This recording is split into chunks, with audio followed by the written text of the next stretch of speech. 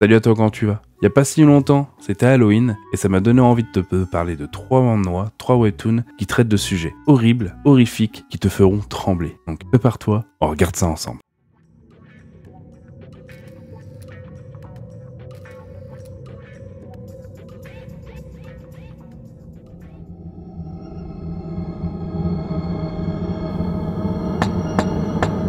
Le premier webtoon dont on va parler, c'est un webtoon qui va nous plonger dans un univers sombre et fascinant. C'est le webtoon Sweet Home. Le manhwa d'horreur, créé par Can-bi Kim et illustré par Young-chan Kwon, a été publié sur le webtoon de 2017 à 2020 et a depuis conquis de nombreux fans. Si on est amateur d'horreur, de psychologie et de drame, c'est vraiment un manhwa qu'il faut regarder. Sweet Home, c'est un manhwa qui nous offre une plongée captivante dans l'univers sombre et apocalyptique de Chaeyoung-soo, un jeune de 18 ans qui, après la tragédie de la mort de ses parents, envisageait de mettre fin à sa propre vie avec un budget limité de $2000. Cependant, le destin en a décidé autrement. Avant qu'il puisse atteindre la date qui s'était fixée, une apocalypse de monde s'est abattue, plongeant Chaeyoung-soo dans un monde isolé et terrifiant. L'histoire va alors se concentrer sur la Ligue des survivants pour subsister dans ce nouveau monde apocalyptique. Au fil des chapitres, Chaeyoung-soo rencontre d'autres résidents de son immeuble, chacun apportant une dynamique unique à l'histoire. Alors que les jours passent, les lecteurs découvrent des facettes inattendues de la personnalité du héros. C'est un manhwa qui va explorer des thèmes profonds tels que la nature humaine, les désirs cachés, la survie, la quête de sens dans un monde en ruine. C'est un manhwa qui va présenter des personnages complexes et attachants qui vont évoluer de manière captivante tout au fil de l'histoire. C'est un manhwa qui va présenter un style artistique assez agréable, bien que dans les premiers chapitres, le style puisse sembler très obscur, mais avec une écriture assez approfondie,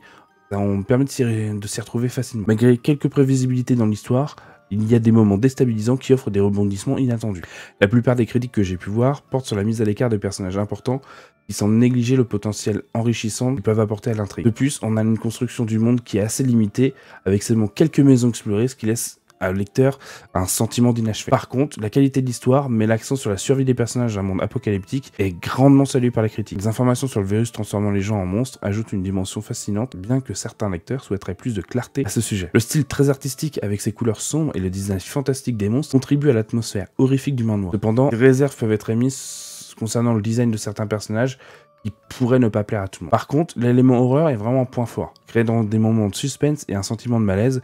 Malgré quelques défauts, ce tome s'est vraiment révélé comme une lecture agréable que je recommande fortement, surtout quand il s'agit d'horreur. C'est une histoire intrigante et vraiment captivante avec des personnages qui font un bon manhwa d'horreur apocalyptique à ne surtout pas manquer. Sweet Home, c'est aussi un manhwa qui a eu une adaptation en 2020 par une série télévisée sur Netflix que vous avez tous dû voir passer. En somme, Sweet Home, c'est un manhwa incontournable pour les amateurs d'horreur, de suspense et de récits psychologiques. Les illustrations détaillées et expressives ajoutent une dimension visuelle à l'horreur, créant une expérience immersive chez les lecteurs. Si on cherche une bonne histoire sombre et prenante, Sweet Home, c'est un très bon choix.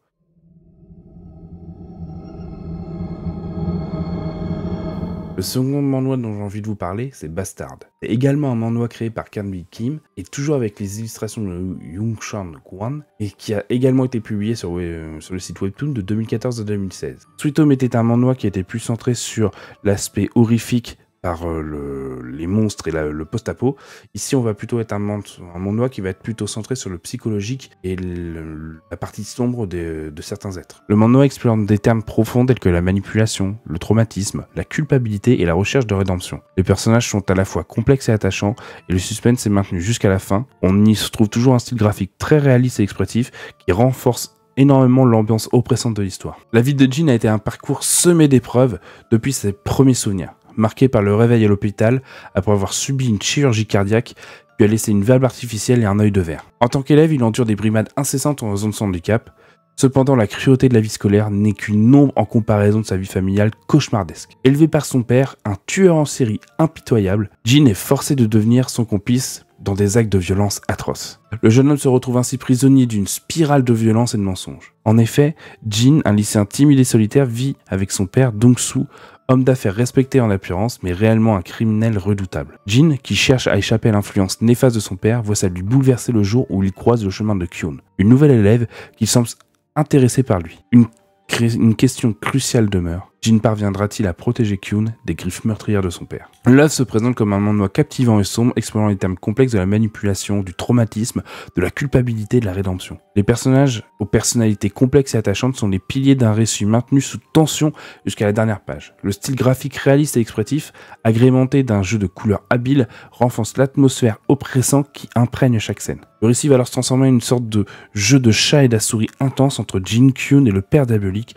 dans une tension constante. L'aspect psychologique de l'histoire prend le devant de la scène, soulignant le développement mental de Jin face à ses propres démons intérieurs, en particulier son père. L'art sombre mais captivant renforce l'impact visuel de l'histoire avec des scènes terrifiantes impliquant le père de Jin. Les personnages, de Jin à Kyun en passant par le père Dong-soo et voire même Mani, sont richement développés. Sans spoiler, des retournements de situation dans la personnalité de Dong-soo par exemple ajoutent des dimensions inattendues à l'intrigue. En conclusion, Bastard se démarque comme un thriller psychologique incontournable entre son récit complexe, ses personnages intrigants et son atmosphère oppressante. C'est un manhwa qui offre une expérience de lecture intense pour les amateurs de thrillers sombres et captivants. En somme, le manhwa est incontournable pour les amateurs de thrillers psychologiques. Les lecteurs seront plongés dans une histoire sombre et captivante où les émotions, les dilemmes moraux et les révélations choquantes abondent.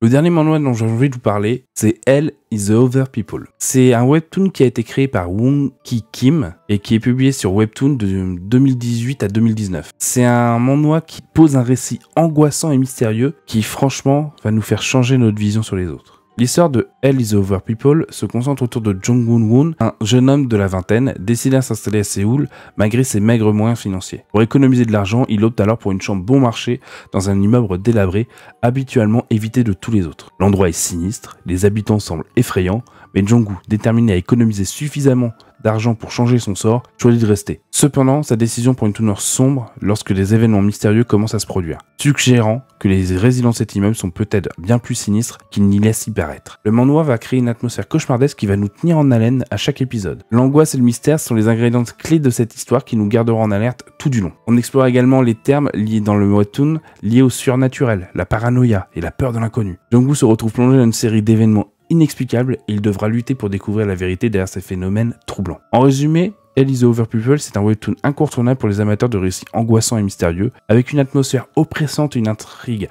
déroutante. Il nous emmènera dans un cauchemar éveillé qu'on ne voudra pas manquer. Si on est amateur de thrillers glaçants et d'ambiance oppressante, Hell is the Other People de Wong-ki Kim est un manhwa à ne surtout pas manquer. En louant une chambre dans son dortoir délabré, Jong-woo découvre rapidement que les résidents de cet endroit sont étranges, voire dangereux. Le harcèlement, l'espionnage et les menaces font partie du quotidien de Jong-woo, l'amenant à se demander s'il parviendra à survivre dans cet enfer où les autres se révèlent être ses pires ennemis. Hell is the Other People tire son inspiration de la célèbre phrase de Jean-Paul Sartre: « L'enfer, c'est les autres ». L'auteur a ainsi réussi à créer une atmosphère angoissante et oppressante grâce à un style de dessin sombre et réaliste accompagné de couleurs ternes et froides. Le manhwa a rencontré un succès retentissant en Corée du Sud au point d'être adapté en série en 2019. Le manhwa offre une expérience sans filtre, dépeignant la réalité sans artifice. La plupart des personnages se révèlent être soit des individus désagréables, soit carrément effrayants. Plus on avance dans l'histoire, plus l'évolution du personnage du principal se sent et plus le lecteur grandit avec lui. Plus on va suivre l'évolution du personnage principal, plus le lecteur va grandir avec lui et plus on va ressentir le changement qui vont s'opérer au fur et à mesure de l'histoire. Hell is the Other People nous confronte à la dure réalité de vivre avec des autres, suscitant des réflexions sur les relations humaines et vous laissant espérer que vos propres expériences de cohabitation ne suivront pas le chemin tortueux de celle de Jong-woo. Je remercie à tous d'avoir regardé cette vidéo. Je sais que c'est pas trop le thème que j'aborde habituellement dans mes vidéos, mais je me suis dit c'était Halloween il n'y a pas si longtemps, donc c'était le moment parfait de sortir ces trois petits manhwas que j'avais lus il y a un petit moment et qui m'avaient beaucoup marqué.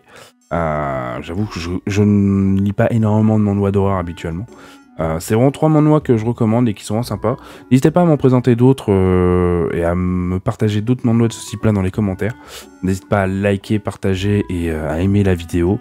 Ça fait toujours plaisir. N'hésitez pas à me suivre sur les différents réseaux. Je mets en commentaire tous les liens, Twitter, etc. Je te remercie encore une fois d'avoir regardé la vidéo. Je te dis à plus tard. Tchuss. Salut, t'es encore là? Je vais te présenter un petit bonus. Une petite histoire qui est pas du tout horrifique, mais je trouve qu'il collait bien avec le thème de Halloween. C'est le webtoon Wookie. C'est un webtoon de Myriam Bonastrur, une auteure espagnole qui raconte les aventures de deux jumeaux, Danny et Dorian, qui ont raté le bus magique qui devait les emmener à l'école des sorciers. Perdus dans le monde des humains, ils vont devoir leur apprendre la magie par eux-mêmes, tout en se faisant des amis et des ennemis. Wookie, c'est vraiment une histoire pleine d'humour, de mystère et de romance, qui explore les thèmes de l'amitié, de la famille et de l'identité. Ce webtoon se compose de 6 saisons avec plus de 200 épisodes au total. Il a été publié sur la plateforme Webtoon entre 2015 et 2020 et a reçu de nombreux prix et nominations. Le webtoon a un style graphique très coloré, expressif et dynamique, et ces personnages sont très attachants et on les voit évoluer au fur et à mesure de l'histoire. C'est vraiment un webtoon qui saura faire rire, pleurer et rêver, et je trouve qu'il collait totalement avec le thème d'Halloween, et sans être horrifique. Je te dis à plus tard, tchuss.